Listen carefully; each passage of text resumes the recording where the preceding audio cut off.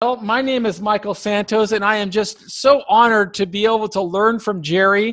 I can tell you that anybody who has an opportunity to have a mentor who's built businesses that provided thousands of jobs and contributes to communities across this great nation, that's really an opportunity that we should seize. And I can tell you, I take every opportunity I can to learn from Jerry, and that's why I've asked him to come back with us and tell us about how his entrepreneurial venture with Lundy's Catering and French Bauer Ice Cream led to new ones such as Emergency Disaster Services. Could you tell us a little bit, Jerry, about how that got off the ground? Well, I certainly will make a great stab at it, Michael. In the catering business, because we were mobile, we traveled around the country. We had taken semis that had converted them into mobile kitchens. We put stainless steel on the inside of a semi and put all the cooking equipment inside that semi that you would normally see in a major hotel. Convection ovens and deep fryers and grills and all sorts of pieces of equipment. And we had several of those. But, when we weren't busy, they were parked in the parking lot outside. So one day I said, we need to find out how we can better utilize this equipment, other than just catering. And it seemed to me that every time there was a storm around Lexington or Kentucky and the lights would go out, or there was a tornado and the trees would fall down and on top of the electric lines, or if there was an ice storm and the ice broke the electric lines down, it seemed to me, it just occurred to me just that, the utility companies need help. They don't need to wait until the event happens when the ice breaks the utility lines down, or the tornado, the trees fall on the utility lines, and then they go out and they have to find and secure all these services to help the men that are coming in to put that electric back in service. Find a caterer, or find a place for those men to sleep, or find a place for those men to shower. So I came up with the idea of Emergency Disaster Services, EDS. And I took one of my mobile kitchens and we painted it solid red. And I started making phone calls to utility companies. And utility companies, it was hard to talk to them because they didn't know what in the world I was talking about. They back then, it was before Katrina, way before Katrina. Most utility companies didn't have a division called Storm Services. They do now. Most utility companies across the country have a separate division called Storm Services where they're preparing for major events like this. But basically, I was lucky and got involved with a gentleman from Florida Power and Light by the name of Rod Alsop, who happened to have been from Kentucky. So he and I hit it off right away, talking about the University of Kentucky basketball and et cetera. And Rod, because Florida is located right on the ocean on both sides of the state, they were susceptible to more storms, hurricanes than anybody. So they were probably the leaders in storm restoration.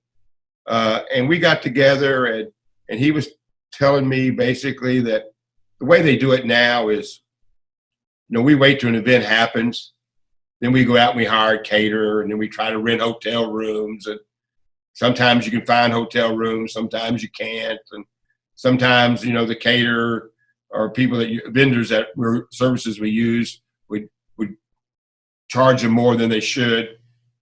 So I came up with this model for my EDS. And the model was this.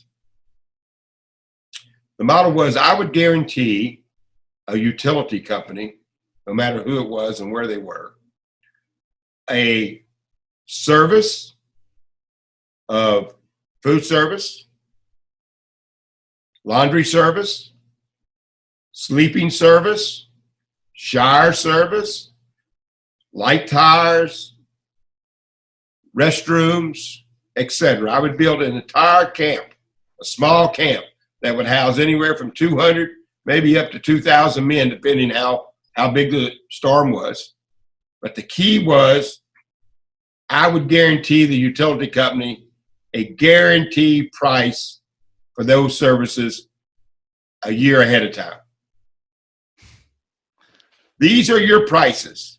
You're not going to get gouged. You're going to get charged this if it happens during this 12-month cycle.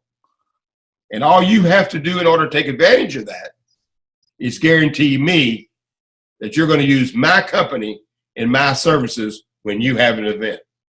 And that was the beginning of EDS, which today we service 48 different utility companies across the United States in times of hurricanes, tornadoes, ice storms, forest fires, etc.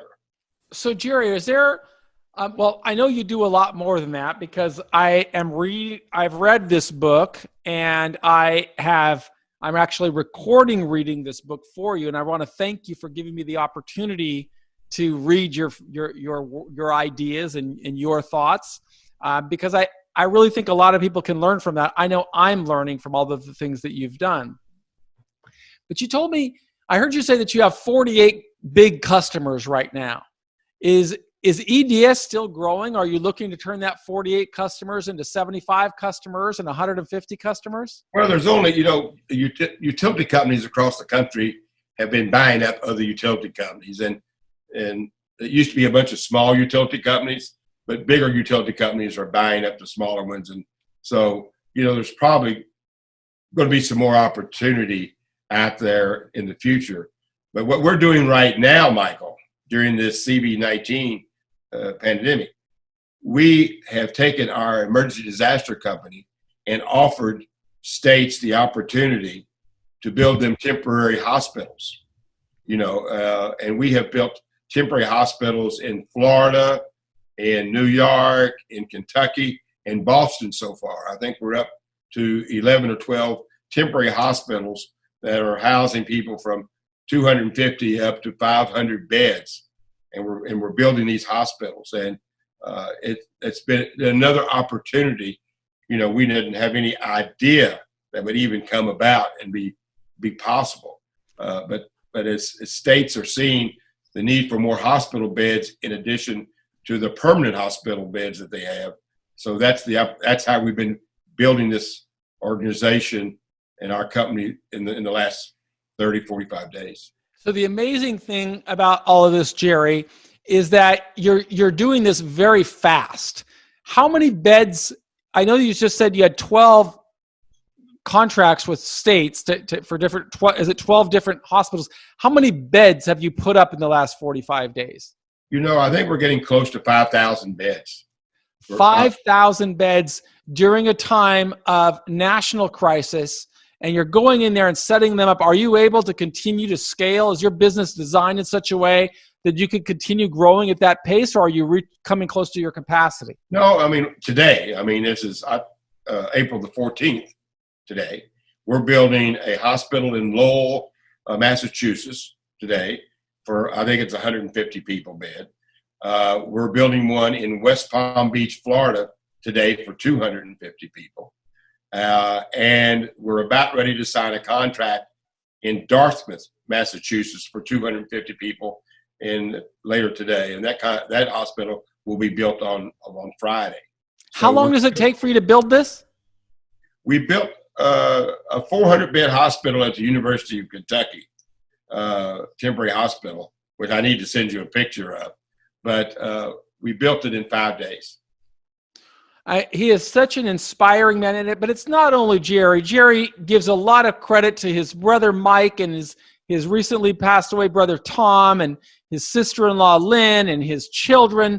It's really a family business, and I really encourage you, learn more about the Ladybugs and hard work and goodwill. I'm going to continue recording as much content as I can, and I know that Jerry's time is really valuable, but I'm going to ask him if he can give us just one more episode today that I can record, because it takes me a long time to put these together. So I'd like to have a lot in a bundle. Do you have any? Could you give us another 15 or 20 minutes, Jerry, so I can record one more? I'd be more than happy.